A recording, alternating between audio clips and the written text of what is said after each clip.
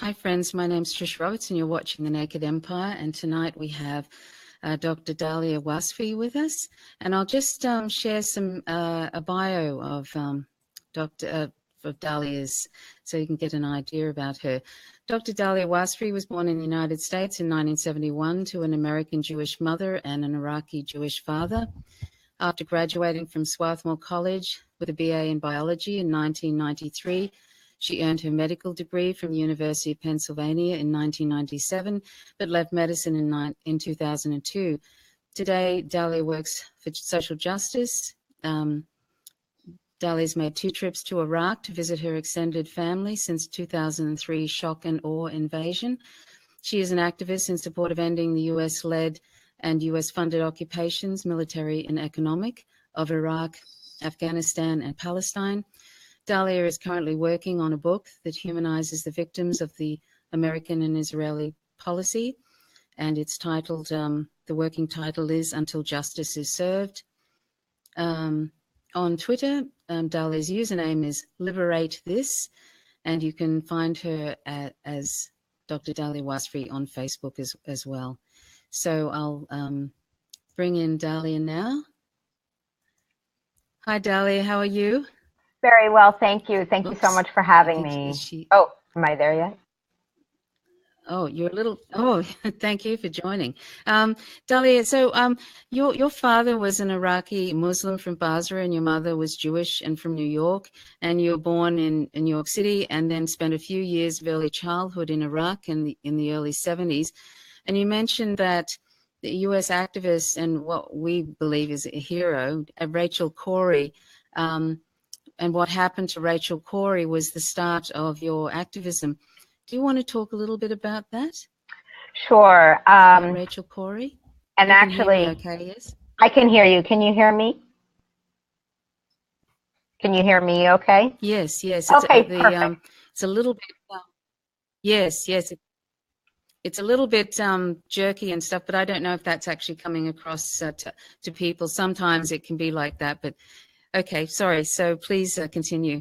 Not at all. Thank you. So also in my bio, you mentioned that I left medicine in 2002, which is the short version of the story. It was a really messy departure from medicine, and a lot went wrong in my life at that time. And I left medicine, and I was hospitalized with major depression. And I was really looking for a purpose and a reason to continue. And so I was hospitalized in September of 2002. Actually, we just passed the 15th anniversary. I'm very happy to be with you here tonight in this forum.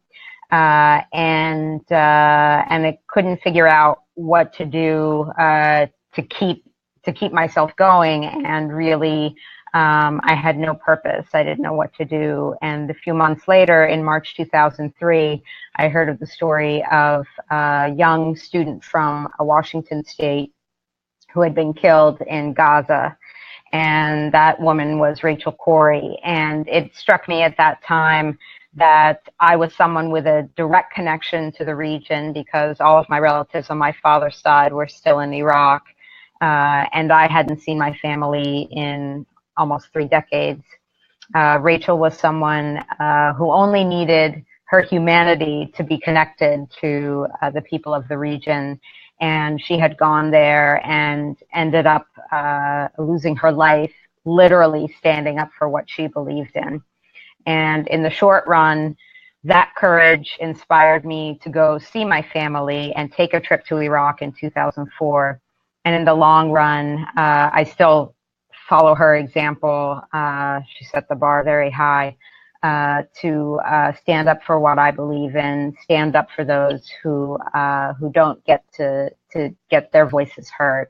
So she was critical in giving me a purpose and a direction, and she'll be an important part of the book, certainly, and remains in my heart today. Yeah, she was an amazing person, and just sort of going there and do, trying to just stop bulldozers from knocking down those Palestinian homes. It's just sort of like it's just such a tragedy. But anyway, Dahlia, you visited Iraq in 2004 and 2006, and you called at the time for the immediate and unconditional withdrawal of American forces from Iraq. And I think you stated shortages, lack of electricity, portable water, tanks rolling through the streets day and night, gunfire and explosions, Iraqi healthcare in shambles, 200 bodies turning up daily in the Baghdad morgue. And for Iraqis, it's 9/11 every day. And you stated in one thing, you said, picture this in your mind. A humanitarian worker in Baghdad is quoted as recalling the scene after a bomb blast. Quote, I saw a 4-year-old boy sitting beside his mother's body, which had been decapitated by the explosion. He was talking to her, asking her what had happened, end quote. So I just wanted to ask you, you in those couple of visits to Iraq during that time, what was your experience like, and and visiting your relatives, etc.? Well, the first time in 2004 it turned out to be the best time to go. It was about a year after the invasion. The sense I got from being there was the Iraqis had just endured 12 to 13 years of economic sanctions where they were literally starving to death. They had just been through, just a year before I was there, this massive military assault. And there was hope for better days, because how could things have possibly gotten worse? Well, don't ask. Things deteriorated rather rapidly. But at the time that I visited in 2004, it was possible to go out and about. I was in Baghdad and Basra and visit with family. There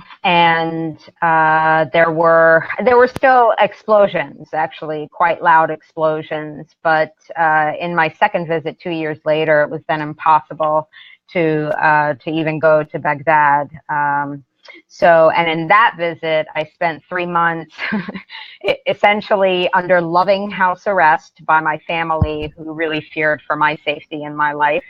And it was quite a dangerous time for all of us. I did not have a concept really of how much danger I put my family in by going to visit, because it was actually the Mahdi army that were the customs officials when I crossed the border from Kuwait. And all you need is one wrong person or one dangerous person saying, there's an American staying at that house. People not knowing that I'm visiting my relatives. It was I did not have a concept until I came back of just how dangerous it was. But I'm so very grateful for the time I had there, because unfortunately, with the continued deterioration of security and the struggles that my family has endured in a relatively safer area in the south as compared to Baghdad and north and western Iraq, both from the occupation and then the recent issues with ISIS, what ISIS has done, and then the massive efforts to crush them, that my family has been relatively safe, but I haven't been able to go back since. So that time there was like a lifeline, and I'm connected to my cousins today because of that. So it's immeasurably worse today, but they're alive, and I'm grateful for that. Yeah, I don't know if the viewers are having any issues with the sound. I'm sort of having a few issues with the sound for some reason. It was fine before we came on, and then there's sort of like this sort of drag and stuff. There isn't anything that's different, is there? Or maybe it's from my side. It could be the weather here. It's actually quite rainy and windy here at the moment. So, but I'll try and do my best to sort of understand what you're saying. But so please excuse me if I look like I'm not quite catching everything that you say. Oh, sure. Somebody says that we can hear, so that at least somebody can hear you. That's really good. So can I just read out some of the quotes from you about those sanctions? Please. That people might find, you mentioned that the US underestimated the strength of the Iraqi resistance. In 1991, purposefully, the civilian infrastructure was targeted, and the sanctions were continued over the next 13 years in order to weaken the Iraqi people, who historically are a strong and resilient and resourceful people. But even under the most powerful military force today, they were still able to resist. And you said during the first Gulf War, destruction of Iraq's electrical grids incapacitated the medical system, what had been the first-class range of facilities known as the jewel of the Arab world. After 1991 January, primary health care and preventative services ceased to exist, and with economic sanctions, there were critical shortages of food and life-saving drugs and equipment. Cholera became endemic in Iraq. Easily treatable diseases such as respiratory infections and diarrhea accounted for 70% of the deaths of children under 5 years old. This calamity was the tragic state of Iraqi society when the illegal shock and awe invasion came, and with it a vastly increased number of patients.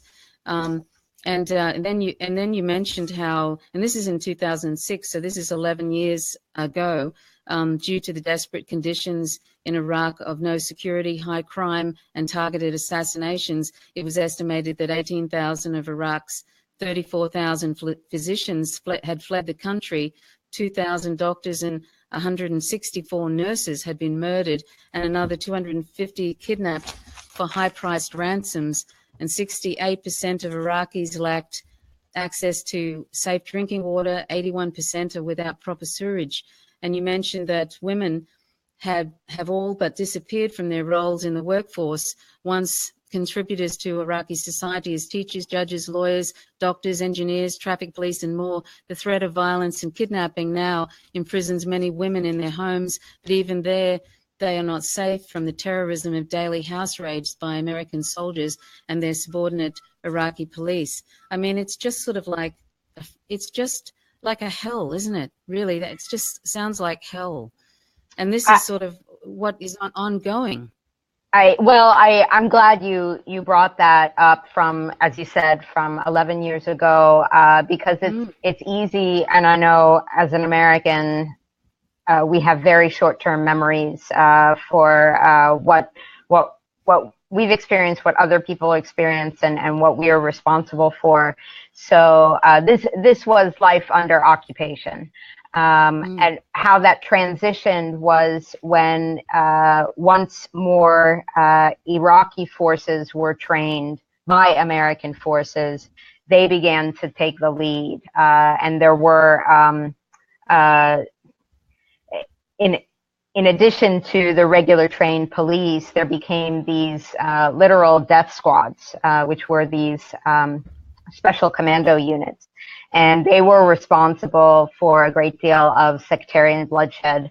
In addition to that, there was this whole apparatus set up, and it was the same. It was not only the same structure of population terrorism to subdue them and impose the U.S. agenda. It was the same structure that we used in Latin America.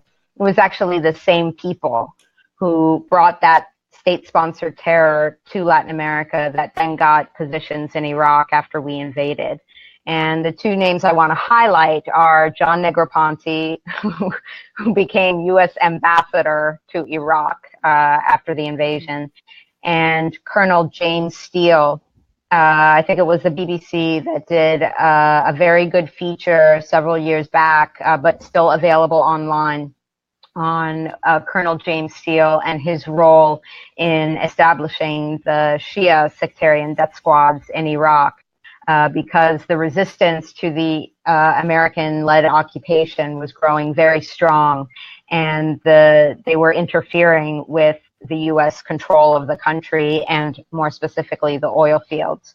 And so this was an effort at divide and conquer and terrorizing the population into submission.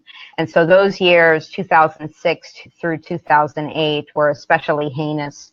And that's a piece that, for those who survived that and have had only more dangers to witness and experience, and more suffering to go through, this is You definitely hear my pride and respect for my late father in that intro, in what you just read, and how I talk about how brave and resilient the Iraqis are, which they absolutely are. But it's those people who have endured over years and years, the Palestinians, the people of Congo, the people of Latin America who continue as the U.S. Threatens Venezuela once again. I mean, this constant subjugation. I'm overlooking the indigenous of the Americas and African Americans and their tragic and difficult history in the United States of America, and we're now in looks like another wave of active white supremacy and more dangerous white supremacy. It's been there all along, but we're in another heightened episode. All this endurance and survival and resistance. I'll borrow a phrase from a group that supports Palestine, that merely existence is resistance. And they continue to live their lives, which is just the most remarkable thing, because I'm pretty sure I could not endure what they have endured. I know. It's amazing, isn't it? Absolutely. Absolutely. Yeah, it really is amazing. We'll talk about that white supremacy issue a little bit later, but I was just wanting to talk, it would be good to talk about the depleted uranium and what almost looks like an intentional genocide. And an Iraqi war veteran, Mark Howard, said that there's no reason for the US to be using depleted uranium except that it's free, and they could use tungsten instead. He said that they don't even need to use it. It's supposed to be heavier than lead and pierces tank armor, but there are no really tanks to be firing at, so they don't need to be using it at all. And he said this will be the Agent Orange of this war, and that the US military, he believes, are using Iraq as a dumping ground to get rid of their nuclear waste. And depleted uranium is a radioactive byproduct from the industrial processes of enriching uranium, and the Pentagon likes to pretend that there's no problem with it, but obviously there is, and it causes lung cancer, kidney damage, various bone cancers and skin cancers, as well as birth defects and chemical poisoning. And the particles are soluble in water, and they maintain radioactivity for billions of years, and they can concentrate in the food chain. So if you could just speak about, and they used it in the invasion in 1991 in Iraq too, the depleted uranium. So can you speak a bit about the radioactive dust from uranium depleted bombs and the effects on the children? And that'd be great. Sure. And I want to thank there's so many people here. So thank you so much for being here. The depleted uranium, I'm glad you brought up this issue too, because it, in my own consciousness, has fallen by the wayside a little bit. But as you said, it was first used by the U.S. military in 1991. It was used again in the bombing of Kosovo in 1999. Used again in the invasion and occupation of Afghanistan in 2001, and the invasion and occupation of Iraq in 2003. It has since been used in Syria. I believe, I don't know that I have a specific reference, but I'd be willing to bet it's been used in Libya as well. That the Israelis may be using it in Palestine, although that's, they're all in very close proximity. We kind of see it as dumping our radioactive trash on the other side of the planet that we all share. But what happens with depleted uranium is if you're holding it in your hand, if you're holding a piece of it in your hand, your skin will protect you from the radioactivity. It's not like gamma rays as was exposed to the Incredible Hulk in 1970s television, but and that can really do tremendous radioactive genetic damage. But what happens when it is put on the tip of a missile and it impacts on an object, it bursts into flames and aerosolizes. So if you think about spraying an aerosol, the particles just go out into the atmosphere, into the air. They can deposit in the ground or sand and into the water supply, and you can breathe them in They can be just very microscopic particles, very tiny particles. You breathe them in, drink them in, eat them in your food. The animals, agricultural animals are exposed to them. And once they're ingested into the body, they can deposit, and there they can cause cancers and other medical issues. So the most likely etiology, though the studies have not been done adequately, but the most likely etiology of Gulf War syndrome is depleted uranium. And there are numerous veterans have, in the thousands, have been complaining of, presented to the VA system with various complaints. But the government has an interest in not doing further studies, because if these are all service-related illnesses, then they would have to pay out for further care. But that's a separate issue. On the civilian side, this is tons of aerosolized uranium particles that I don't believe there's any way to clean it up completely. At a minimum, it can be, the areas of greatest contamination can be identified and isolated, and some degree of cleanup and protection might be provided. But that was not done in Iraq or Afghanistan or Yugoslavia. So the entire population gets exposed to it. And children are particularly sensitive to radioactive material because they're growing, which means their cells are dividing. And yes, those are weapons that we are producing and using. Their cells are dividing, so you introduce radiation into that, and it can distort the genetics. So after the first Gulf War, there was a 600% increase in Iraq's infant mortality rate, and a 300% increase in the incidence of pediatric leukemias and lymphomas. And this was most likely related to depleted uranium. There were several doctors in Basra who did extensive studies and tried to document and report what was going on. But because of the sanctions that were economic, but also intellectual sanctions, Iraq was blocked from the rest of the world, and it was very difficult to get their information out. So it was a real tragedy for Iraqi mothers, Iraqi fathers, for those children. And the sanctions also denied a lot of medications from entering the country, though they were not supposed to block food and medicine. The United States and the UK restricted many items from going into Iraq with the argument that they were dual use, that they could be potentially used for weapons of mass destruction. But that included, I mean, the graphite for pencils. They didn't let pencils into Iraq. It involved what's called EDTA, which is in bags. When you donate blood, it's in the bags to prevent the blood from clotting. So they didn't allow that into the country. And this was a healthcare system that was a first-class, first-world system. In the first Gulf War, we took away electricity by destroying the electrical grids.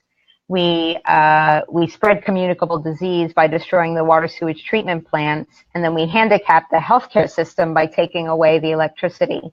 And ultimately, through the years of sanctions, an estimated between 1.2 and 1.8 million Iraqis died beyond the baseline. Was tremendous, and this is what came to light. This is the famous moment on 60 Minutes when Leslie Stahl tells then Secretary of State Madeleine Albright that an estimated 500,000 children have died. Is this a price worth paying for containing Iraq? And she said, yes, we think the price is worth it. So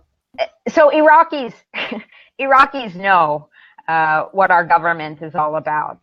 They know and certainly if there were any doubts before the 2003 invasion, the subsequent occupation has really, exposed what we mean by democracy. It's not actually the what's written in the Oxford Dictionary, but this is again, people surviving through great suffering and great physical limitations, and making the best with what they have. Really, I read, I watched this the U.S. war veteran from Iraq talking about how just as it's a regular thing that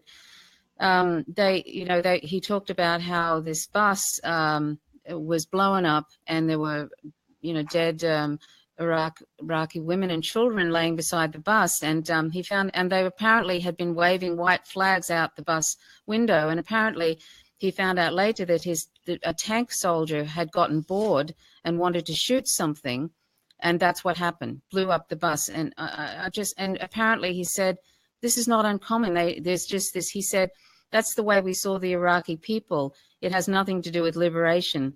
And he said he spoke about raids on houses. It was the same houses every night, to the point where one of the women would come to the door and open the door because they didn't want their door kicked in, and then a few soldiers would go on the roof, and the other U.S. soldiers would go inside the house, and they'd empty all the contents of the fridge, and they would make if there's a husband in the house, they'd make him get on his knees, and they'd put a bag over his head, and they would handcuff him and take him outside, and they basically ransack the whole place. And this was done night after night, and they'd literally see the next door neighbors having their house done, and they would get ready for it. And this is just like over and over and over again. And it's just sort of like he was just appalled, and he had other stories, but it's just sort of like an appalling terrorism, just terrorizing people.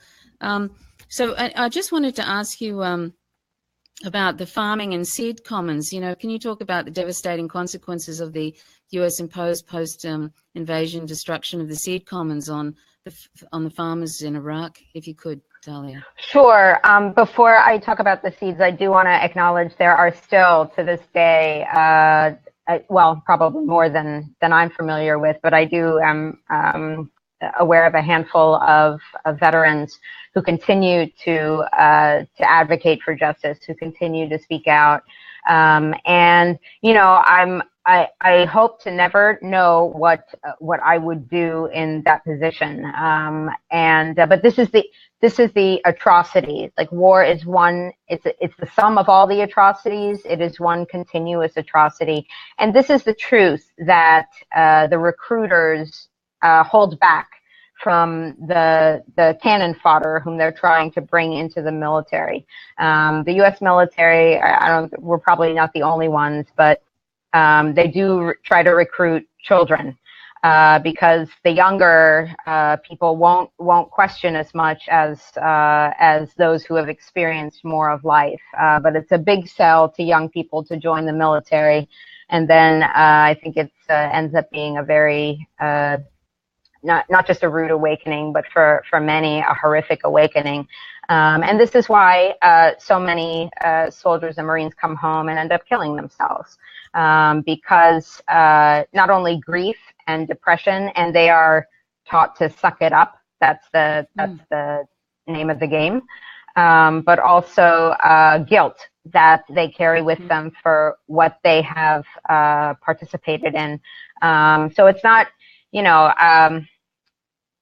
this is why it remains as urgent today, 10 years later, as it was back when it was trying to end the initial formal occupation of Iraq. And those voices need to be heard more than ever. So I really appreciate you sharing those anecdotes. Regarding Iraq's agriculture, it came to be to light to me that it was the agenda for the invasion and occupation of Iraq was corporate profit. And it was across the board, not only for the oil and gas companies, and not only for the weapons manufacturers, and not only for the security contractors like the group formerly known as Blackwater, and And yes, I see a lot of people mentioning poverty draft. I forgot that. Thank you for bringing that up. It was also, from the agricultural perspective, there was an aim to take over Iraq's agriculture. And something I highlighted in a talk that's back in 2008 that then got a lot of play last year was this concept of one of Paul Bremer's initial orders, his first 100 orders that were intended to guide the functioning of Iraqi society from that day on. And Order 81 I highlighted in this video talk that I gave, that was intended for the patenting of seeds and the patenting of the biotechnology. And one of the main corporations that we've seen involved in such an approach is Monsanto. And there are others indeed, but thank you, Monsanto and other seed companies. Cargill has been involved, and then I think Dow Chemical has been involved as well. But the idea, we have seen the devastating impacts of Monsanto seed control in India, for example, with the cotton farmers, and a mass number of suicides because the farmers, if they don't get a bumper crop, they can't pay for future seeds. They can't pay what they owe Monsanto.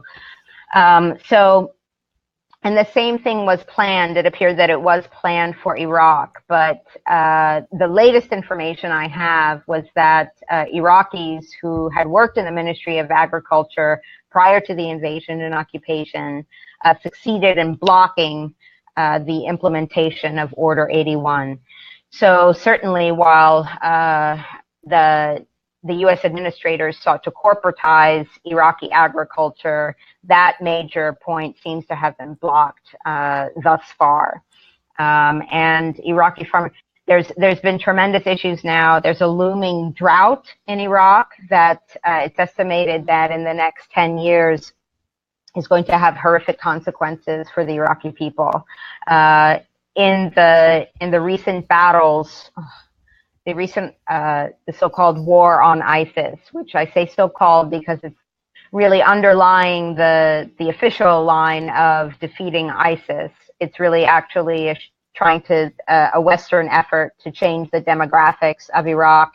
We're seeing that take place now in Syria to something more favorable to U.S. hegemony and the U.S. economic agenda. But this has taken place in the western provinces and the northern provinces, which include the breadbasket of the region. And I think we don't know yet just the impact on the agricultural land of these areas and what the continuous bombardment.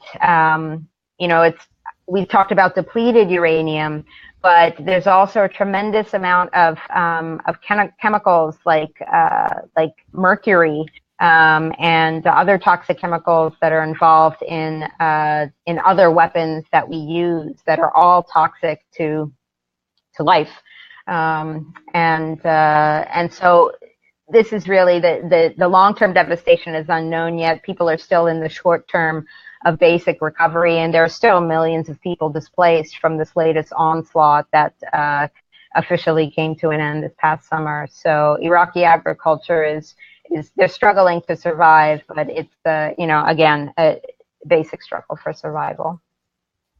It's sort of it's really hard to talk about, isn't it? It's just and yet it's so important. People know that it's sort of like the forgotten occupation, really, isn't it?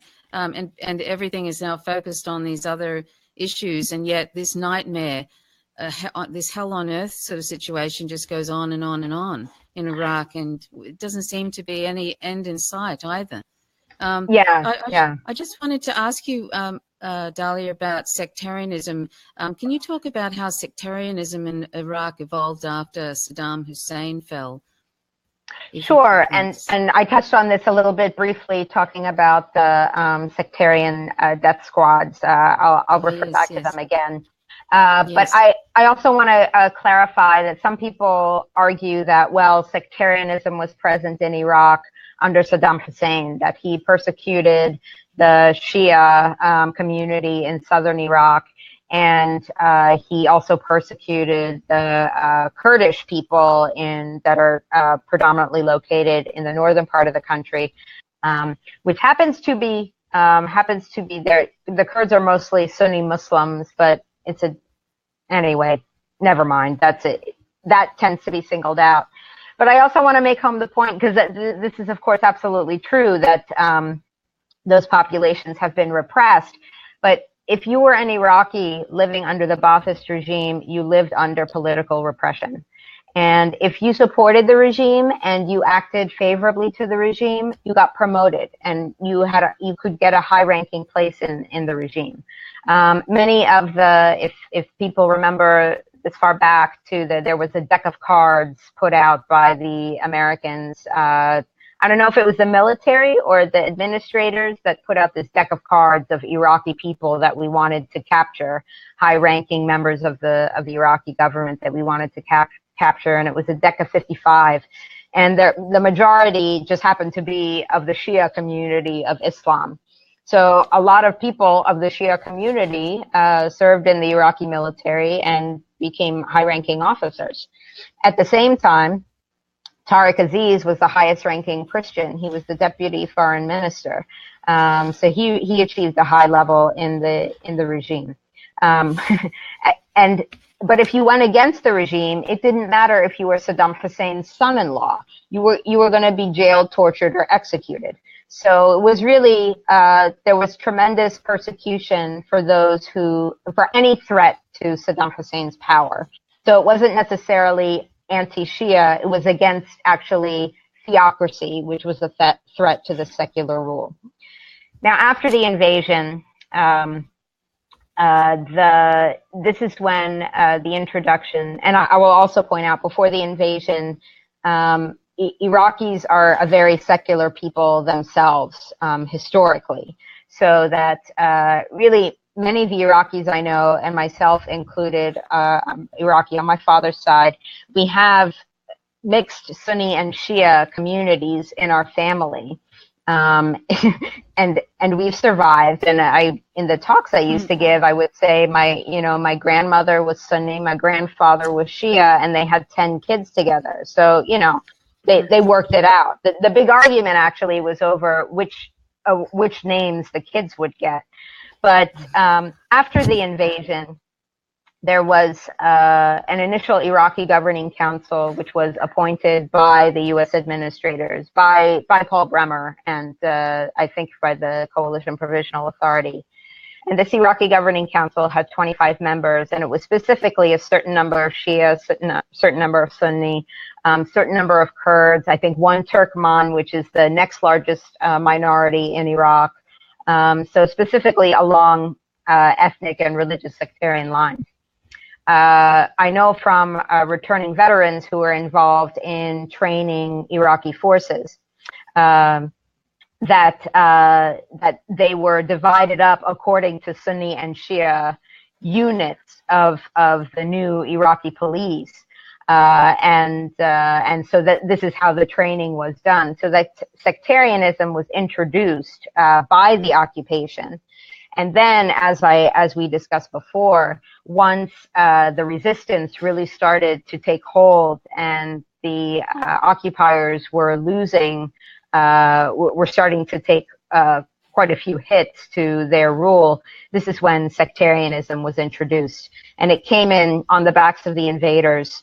And these were a lot of the leaders that we've seen, the official leaders that we've seen in the Green Zone, specifically in the prime ministers, have been from, they're all from the same conservative Shia Islamic group that's based in Iran and backed by the Iranian government, which is Hizb ut-Dawah.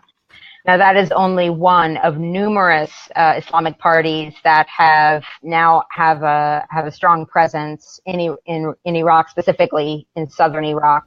And their affinity for southern Iraq is primarily the cities of Najaf and Karbala, which are the two holiest cities for Shia Islam. So this Shia sectarianism, which was also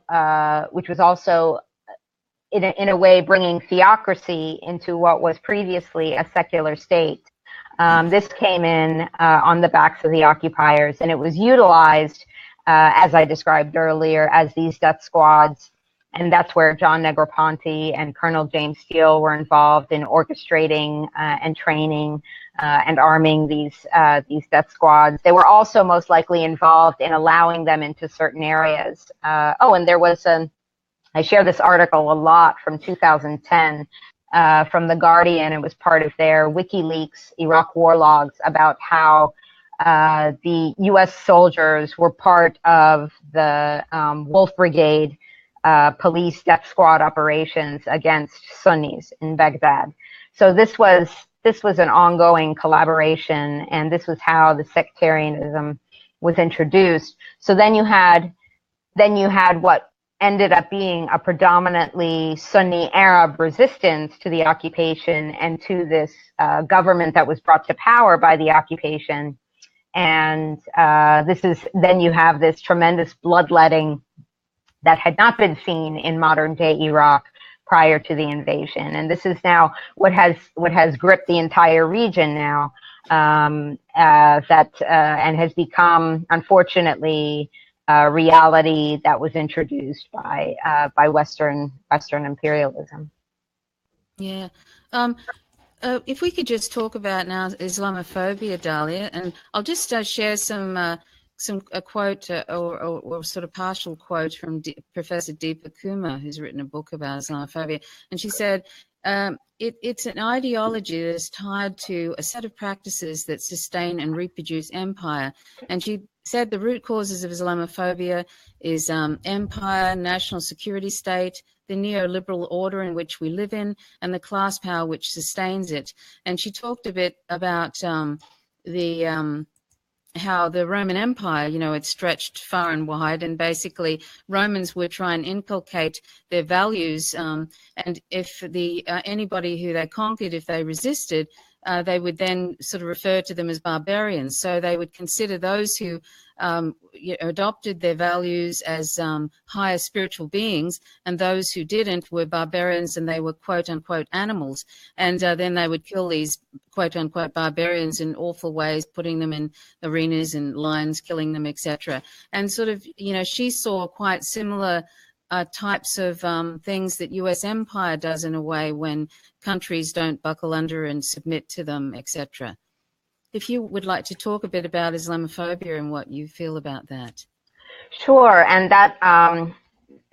that's brilliant. What was that quote that you just gave? What came to mind for me in the terms of labeling barbarians is that unfortunately this is nothing new for the settlers in North America that founded this country. That actually, I'm embarrassed that I only learned in the past few years that the Declaration of Independence has the phrase "merciless Indian savages" in it. So that's the reference to the indigenous of this land. And this almost 300 years later, we're seeing the same attitude towards the population that was a victim of genocide of the settlers. And through the years, there have been different targets that certainly have resulted not only in the American empire, but in other empires, the targeting of minorities, and certainly to demonize and control. Actually, I think one of the people watching mentioned something about control before. It's totally controlling the mentality of the population by targeting a minority within the population. It just happens to be that the current target is Muslims. One of the major current targets is Islam and Muslims, and this has been really. It came to. By my estimation, it really was brought to a high point after the events of September 11th, 2001, which we still don't have a proper explanation for. I support the efforts of architects and engineers for 9/11 Truth, who are demanding a real investigation into the events of that day, because the government's explanation defies the natural laws. But check out AE 9/11 Truth for more.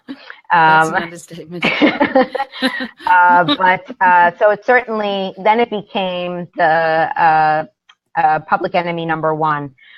Of course, Arabs and Muslims have been conflated for many, many years and demonized, and especially in Hollywood, television and movies. And that has also coincided with the emergence of the State of Israel. And the effort to depict Arabs and Muslims, in particular Palestinian Arabs, and to demonize them as terrorists, to garner support for Israeli apartheid and Israeli occupation.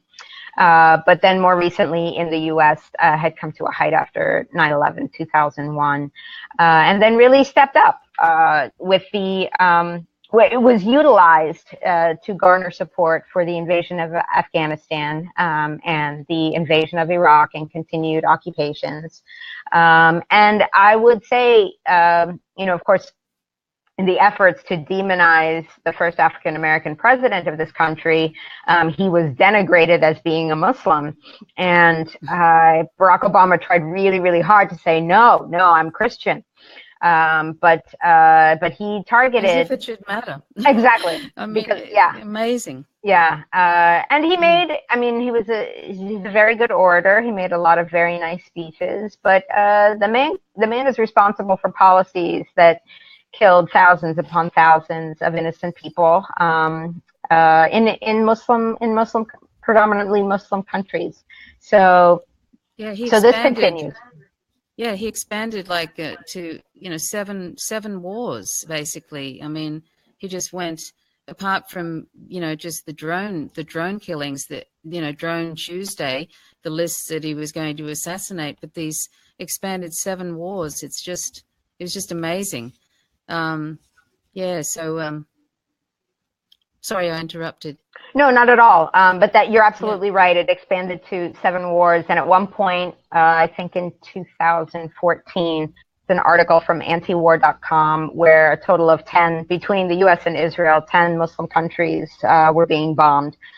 So, and the policy gets absorbed. I think this is one of the most dangerous situations with the Obama administration, was that he made people on the left feel good.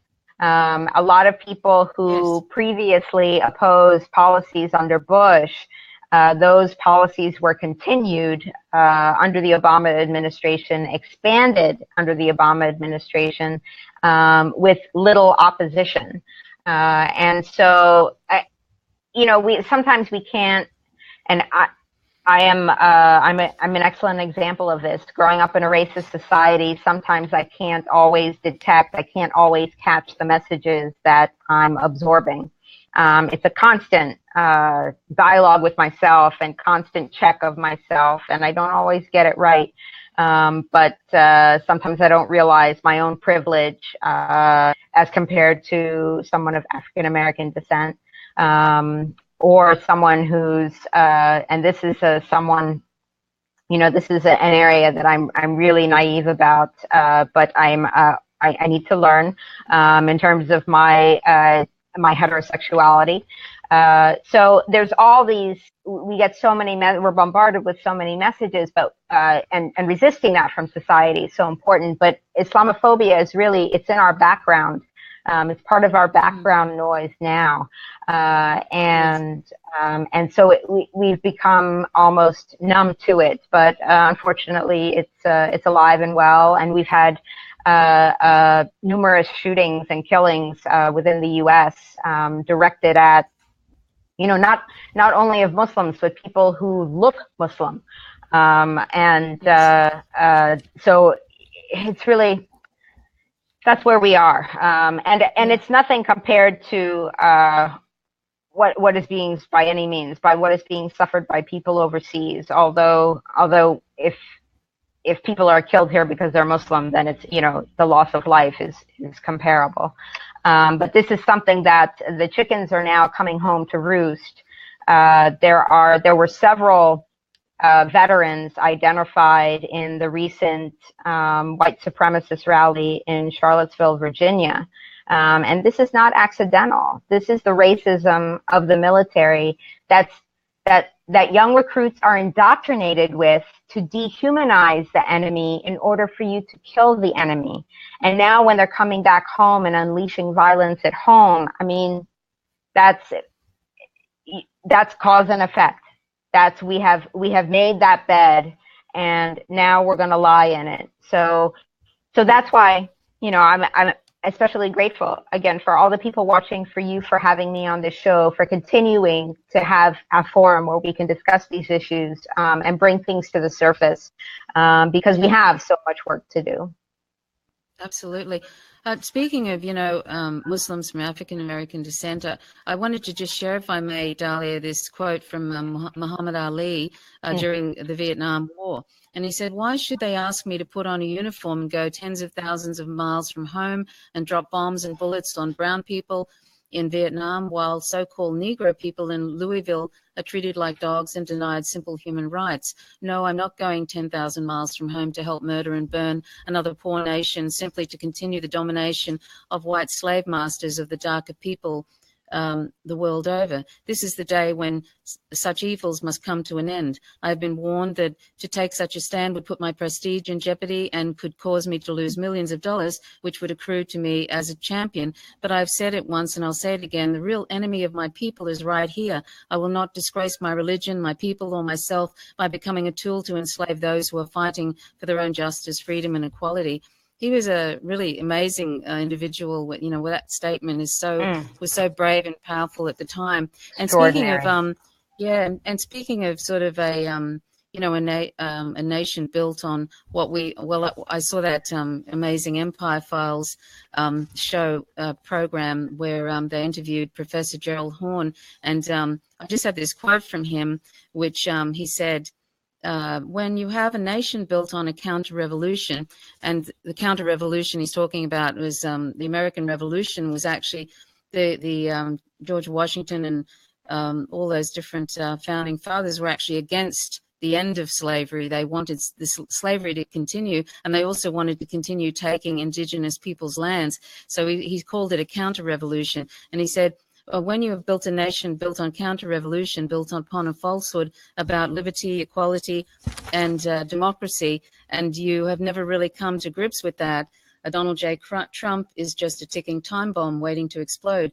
People cling to this naive idea of the founding fathers and the framers of the Constitution, and this document that will live forever, when actually was designed to encode the rights of slave owners and creditors. And it seems to me that as long as you don't come to grips with that, then all kinds of opportunism comes very easily, because if you can rationalize genocide and you can rationalize enslavement, you can rationalize anything. And I mean, that's an amazing quote. And Dahlia, we were talking about the article by Ajama Baraka. He's a wonderful individual, and he wrote this article called "The Story of Charlottesville Was Written in the Blood in Ukraine." And here's a quote from it, quote, "The white supremacy that some of us see as more insidious is not reflected in the simple stereotypical images of the angry Nazi-saluting alt-righter or even Donald Trump. Instead, it is the normalized and thus invisible white supremacist ideology inculcated into cultural and educational institutions and the policies that stem from those ideas." What do you think, Dahlia, this quote means, that the, quote, invisible white supremacist ideology is inculcated into the cultural and educational institutions, and that it generates policies that stem from those ideas? I know you've talked a little bit about that already, but if you feel like expanding on that a little. Sure. Well, drawing on what I mentioned before, about I only in recent years learned about merciless Indian savages being in the Declaration of Independence, that in our educational systems, we have this, I wouldn't even say sanitized, it's lies. It's just a straight, a twist of what the history of the founding of this country is really like. And that's the foundation that as I think from the Gerald Horne quote that you offered, is we have to come to terms with this history. Everything has been, I mean, history is cause and effect, and I'm not a historian, so I'm still learning about that. But we have to understand where we came from in order to understand where we are, and that this the situation of that we're encountering today is really, we've seen the similar episodes in the history of the United States. And so the question is now, what can we do with it? Can we rise up and take the challenge and make a shift? We are going to have to, like I fully support with the removal of the Confederate monuments. But I think that conversations have to accompany that. The people who I've heard, I'm not saying it's correct, but some of the people interviewed who, for example, the removal of the Robert E. Lee statue, which was in Charlottesville, Virginia, I think, they were saying that, well, this is the same thing as ISIS. Removing statues and removing all things. Now, I don't agree with that comparison, but that's what this person is feeling. So we have to, at some point, we have to say, like, okay, well, this is where you're coming from, and this is where I'm coming from. So where can we look at where each of those ideas came from? So ultimately, they're symbols of racism. Not of, they call it Southern pride, but, like how it impacts other people. This has to be addressed. So we can't do the quick fix. We have to there has to be groundwork done, and that takes time. Yeah, and those statues, those Confederate statues, actually cropped up not just after the war, but actually during Jim Crow and the civil rights things. So it was actually a real shout out to white supremacy. Basically, it was like, a real kind of FU in a way too. So, and somebody was mentioning Jefferson in the comment section. Jefferson had a lot of slaves, and so did, there was somebody else who had a lot of slaves, but and George Washington actually was he was a real estate person too, and he was actually very much against the slowing down which England wanted to do. England actually wanted to end the slave trade and wanted to end the taking of indigenous people's lands, and that's where the counter-revolution happened. But George Washington was a real estate person, and he also didn't want the sort of stopping of taking indigenous people's lands. He wanted that to continue because he was a real estate person. So, but anyway, I just wanted to, I don't know if this is a sort of it's not really a segue in any way, but we were going to talk a little bit about Israel's influence on U.S. policy in Iraq, and you said you have a problem with how the European Holocaust is used to cover up the crimes of the U.S.-Israeli Holocaust of Western Asia, from the Nile to the Euphrates, of the 20th and 21st centuries. And you said, and basically criticism of Israel's policies are often labeled anti-Semitic. Can you explain how that's not true? And also, can you speak a little bit about what Zionism is, and about Ben Gurion's plan for the Jewish state, and also Aded Yunon? Now, I realize that, Dahli, that it's actually it's 10 now, Eastern Daylight Savings Time, and we've been going an hour, and I don't know if you have time to talk about Israel. I'm good. I'm invigorated by this conversation. Oh, good. Oh, good, because that'd be great. Thank you. So it's actually a really good segue because to go from white supremacy to the state of Israel, because this is a colonial settler state that is founded on white supremacy. It's really a state that has the Ashkenazi Jews at the top of the hierarchy. And the Ashkenazi are the predominantly European, also Russian Jews. Lower on the hierarchy are the Mizrahi Jews or Sephardic Jews, which tend to they're actually more connected to the region. They're from Africa and Asia. And then come, well, the order now is debatable, but then come the Ethiopian Jews or African Jews who are really discriminated against as Africans in the state of Israel. And then come the Palestinians. The Palestinians are on the bottom. And in particular, those who are suffering under occupation. So it is, despite the efforts, I've seen a lot of articles because one of the more well-known white supremacists said, he said, like, oh, like, we're the same as you. He said to the Israeli TV anchor, he's like, oh, we're the same of you with our settler state, except we're white Zionists. Which is kind of funny because many of the Zionists are of European descent. But Zionism is a political movement, and it started long before the European Holocaust of the 1940s.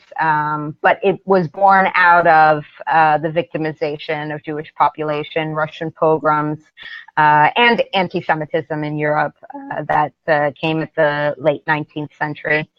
But the movement was the concept of establishing a national homeland for Jews. But from its inception, by definition, it was a state of exclusion. It was a state for as the movement and the plan evolved, it became a state of for Jewish purity. And once you start talking about purity, and then it's gonna eventually require displacement or ethnic cleansing. So that's the Zionist movement. And there were more moderate Zionists. There were debates within the Zionist community in the early part of the 20th century, but ultimately the extremists won out. And there were several locations considered for a possible Jewish state, all of which would have required the displacement of an indigenous population. But the Zionist leaders decided on Palestine. We're told because of the biblical connection, which is a nice narrative, but the missing piece to that, which has been stated by those same Zionist leaders, is that this is really Palestine. Is that, they say in real estate, it's location, location, location, and Palestine is located at the connection between three continents. Very, very important geographically, politically, strategically, and this is where they wanted to establish their state, and it required displacement of the indigenous population. And I've gotten a lot of information from Israeli scholar Ian Poppy's book, The Ethnic Cleansing of Palestine.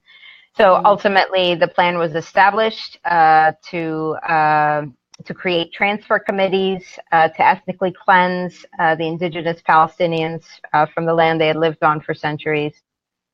And of course, Palestinians connect their roots back to the Canaanites of thousands of years ago. So this was what Zionism was, to create an ethnically pure state. Now, anti-Semitism, it exists. It exists today. But the irony is, and I will borrow a line from British hip hop artist Low Key, who says that there's nothing more anti-Semitic than Zionism. Because a Semite is someone, if you look up the definition, and I encourage everyone to do so, a Semite is someone who comes from the Mediterranean region and speaks one of those native Mediterranean languages, such as Hebrew, Arabic, Aramaic, and I think there's a couple more listed there. Now, my father, may he rest in peace, is an Arab, and he comes from the region, from Iraq, the historical Mesopotamia, and he speaks Arabic. So boom, that fits the definition of a Semite. My grandparents on my mom's side, may they rest in peace, they are the people who would typically come to mind by the use of Semitism or Semites and anti-Semitism in the U.S. Because they were European Jews who fled their homeland of Austria after Hitler's Anschluss. But I'm currently in the process of rethinking referring to them as Semites, and it's my own mental, emotional, whatever attachment to it, or because for years I introduced that was an introductory joke for my talks, and so I'm not ready to let go of it yet. But looking at the definition, my grandparents were very proud to be from Vienna, Austria, so they were not from the Mediterranean region. My grandparents spoke the Viennese dialect of German. They did not speak Hebrew or Aramaic or Arabic, so I'm having trouble fitting that into the definition. So, but Zionism, whose foundation is to establish a state of purity, of religious purity, wants to displace the ethnic indigenous who are Arabs and speak Arabic. So this is what we have, and this is why actually it fits to say that Zionism is anti-Semitism. So what the Israel? Oh, I'm sorry. Go ahead. I was just going to say, that, for example, 5% of the population of Israel are African descent, the Sudanese and Eritreans, and one of the interior ministers of Israel, Eli Yeshi, said Israel belongs to the white man. That's what he said. I mean, this is a white supremacist kind of government in Israel. They regularly sort of persecute the Sudanese, and it's not as terrible as what they do to Palestinians, but to sort of state, it belongs to the white man. I mean, wow, that brings it home. It's amazing. Yes, doesn't it? There have been race riots in Israel, and there's really horrific. There have been effectively beatings and lynchings of these refugees who have come. I think they fled one persecution thinking they could find something better in Israel, but the racism and persecution they've encountered there, they can judge whether it's same, better, or worse, but just as really horrific treatment in Israel as well. It's a great point. Oh, sorry. You mentioned that you've said that Israel is U.S.'s colonial outpost to exert U.S. power in that part of the world, which is rich with resources and that the U.S. wants to control. I mean, it really is, and the U.S. gives Israel a lot of money, millions and millions and millions of dollars to sort of do that. And they also have nuclear weapons, but that seems to be okay. But you mentioned that the crowd control in Iraq is connected to, Israel. It's also connected to the U.S. How the more militarized police, I think some of them train in Israel, and in crowd control. Absolutely. This is very good point that you're making. Because I talked about under the Iraq occupation, U.S. soldiers were using the same tactics as Israeli soldiers to control, in their respective controlling their respective Arab populations. And these were flash grenades or concussion grenades. Sorry, I get a little spacey, but I'm loving the conversation, but it's past my bedtime. Let me know if you need to wind it up. I'm really good. I just, but I apologize for kind of spacing a little bit. The concussion grenades, the steel-coated bullets. The rubber-coated steel bullets, and yes. Then of course live ammunition. I didn't know, Dahli. Yeah, I didn't know that rubber bullets. I actually thought they were really hard rubber bullets. I did not know that they were rubber coated steel. I mean, how ridiculous! As if that would not be and is. It's a, kind of a fatal thing if you get shot in the head or whatever, and people have died. It's a ridiculous thing to think that that's some sort of crowd control when it's really lethal. Absolutely. Often. Absolutely. I mean, there are actually, you use the term lethal, and I believe there are actually definitions that someone smarter than me would know about lethal versus non-lethal, but those were the initial crowd control tactics that were used by U.S. soldiers in Iraq, same thing that the Israelis use. But this is such a good point that you make about American police forces are going to Israel, have special trips to Israel to train with them. So it goes hand in hand with the increased armaments, the military grade hardware, and literally tanks and vehicles that are being passed on to U.S. police forces. So it's a real militarization of crowd control here at home, and I don't think that's that's an accident either. So that was something really beautiful that came out of the horrors of the militant presence in Ferguson when there was an uprising after the murder of Michael Brown by, I think his name was Darrell Wilson, the police officer. And the National Guard was called out. But this was, there was connection between, on social media, between Palestinians in occupied Palestine and the people of Ferguson, telling them how to deal with tear gas, what the best techniques were for dealing with that kind of military occupation. It was beautiful solidarity, and those connections are continuing.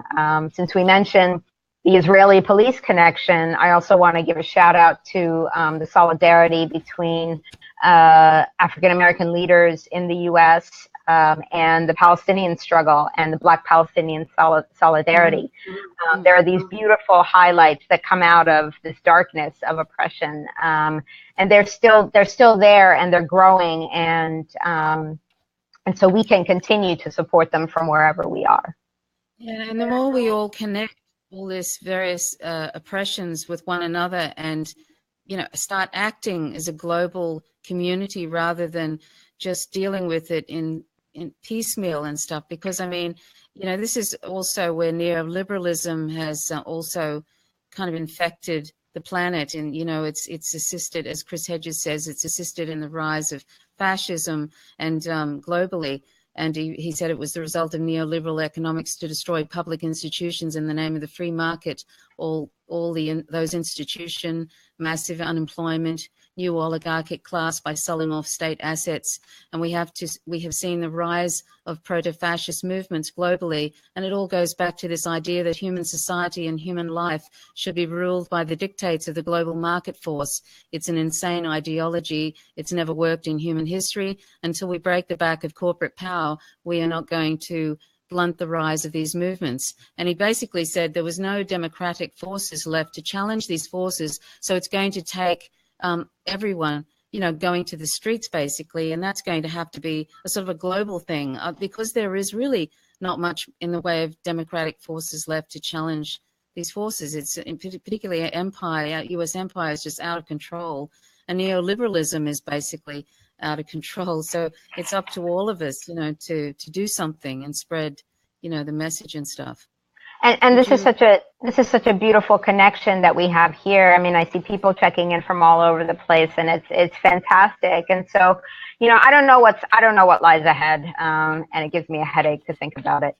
But but as long as, well, it's going to sound very maybe a little bit too Pollyanna, but these are beautiful connections that we're making right here, and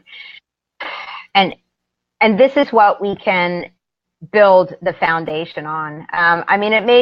We may end up, I don't know what's going to happen in the U.S. in particular, but only because that's where I am. And I've been quite impacted. I think by myself, I don't go out that much. I mean, where I live in Delaware, it's kind of sometimes it's a little bit like Mississippi, but it's kind of it can have a very, I mean, there are people, like, it's not uncommon to see Confederate flags around here, which is just kind of the mentality. But I mean, whatever is coming, whatever there is, as long as you have a voice and a heartbeat. I'm glad somebody mentioned it. Right now, there are these big demonstrations going on in France. I think they're labor demonstrations. I mean, people are they're emerging and finding their voices all over the place. And I really feel like, though I'm always happy to share my opinions to whomever will listen, but I think my position as an activist is really kind of changing now, because it's really the youth who are the driving force of the movement, and so which is great. And if I can be in more of a mentorship role, because they're in the trenches, so to speak. I shouldn't use a war metaphor, but they're the ones who are really they're the pulse, they're the heart, they are connected, and their futures are directly at stake. So that's right. There's always hope in that. There's always hope in that. Yeah. And I'll sort of wind it up now, Dahli, but I just wanted to, if I may, share a Howard Zinn quote, Howard Zinn was such a wonderful man. I wish he was still around. And he said, if the American people really knew history, if they learned history, if the educational institutions did their job, if the press did its job in giving people historical perspective, then if people would understand when the president gets up before the microphone, says we must go to war for this or for that, for liberty or for democracy, or because we're in danger and so on. If people had some history behind them, they would know how many times presidents have announced to the nation, we must go to war for this reason and that reason. And he said, I've actually missed out on a bit here, but he's also said, Einstein said this after World War I, he said, war cannot be humanized. It cannot be abolished. It can only be abolished. War has to be abolished, and I know it's a long shot. I understand that, but you have to. When something's a long shot, but it has to be done. You have to start doing it, just as the ending of slavery in this country in the 1830s was a really long shot, but people stuck at it, and it took 30 years, but slavery was done away with. And we can see this again and again. So we have a job to do. We have lots of things to do. And he said everything we do is important. Every little thing we do, every picket line we walk on, every letter we write, every act of civil disobedience we engage in, any recruiter that we talk to, any parent that we talk to, any GI that we talk to, any young person that we talk to, anything we do in class, outside of class, everything we do in the direction of a different world is important, even though at the moment they seem futile, because that's how change comes about. Change comes about when millions of people do little things, which at certain points in history come together, and then something good and something important happens. That's a great quote from Howard Zinn. I wish I felt as optimistic as that, but I try to keep that optimism going. But anyway, that's sort of I don't know if you have anything else you'd like to say, Dahlia. No, that was so beautiful, and so that's a perfect way to close. Thank you so much. I wish that I could see. My screen is frozen, and I've had you in this one pose. Luckily, it's not it's quite a nice pose, but unfortunately, I can't really see. Yeah, but it's been really great to talk to you, and I'm so glad that we finally got to speak, because I've been an admirer of your seeing all these various speeches that you've made. They're just so wonderful. And when you were talking about Rachel Corrie at that event, and it was 5 years after she was killed by that Israeli bulldozer, and the tears in your eyes, and you obviously are very compassionate, heartfelt, and have a very strong sense of justice, and that's so important today. That's what we need, people, to sort of this anti-war movement, and thinking about, the being anti-racist, and knowing that that's not just about domestic situations. That is what we're doing it has to spread, the entire world has to sort of care about what's being done to brown people in other countries, and anti-racism isn't just what's happening in our own, country or whatever. But I'm so, grateful for, what you do. And also I'm looking forward to that book that's coming out. That'll be great, Until Justice is Served. I hope, if that's the working title at the moment. So I want to thank you so much for joining me, Dahlia. Oh, this was a tremendous opportunity for me. Mm-hmm. Thank you for that's such a well-researched interview. It was wonderful, and huge thanks to everybody who joined us. Yes. I'm super grateful and at a loss for words because it's late for me. So, but I'm no longer eloquent after 10 p.m. So please forgive me. Well, thanks so much. And I put your website up too, Dahlia, liberatethis.com. Oh, thank you. Actually, that website. Oh, I'm a horrible, neglectful website parent. That hasn't been updated in a really long time. But you can follow me, as you said, on Twitter. I'm at liberatethis, and you can find me. I have 2 pages on Facebook, Dahli Wasfi and Dr. Dahli Wasfi. And really, I'm so grateful to you and everybody for this great opportunity, and lots of love. That's what we need. So lots of love to you, Trish. Oh, and I wanted to thank you, Trish, for introducing me and educating me on veganism, which has really given me such a, there go the words. I'm very grateful for the information. Opened my eyes to my own hypocrisy and my own need to grow and learn. And so blessings to you, and love and blessings to everybody. Thank you so much. Oh, that's my pleasure. And I mean, I've spent 45 years of my life not being vegan, and I realized that it's all connected. Speciesism is just like all these other forms of discrimination. And I've just put my podcast for people who are interested in becoming vegan. Please check that out. It's a really good podcast, a comprehensive vegan podcast for those interested in becoming vegan. So you can check that out. But thanks again, Dahlia, and I'll wind it up here. So have a lovely evening, the rest of the evening. And thanks, everybody, for joining. My name's Trish Roberts, and this is The Naked Empire. Till next time, bye for now.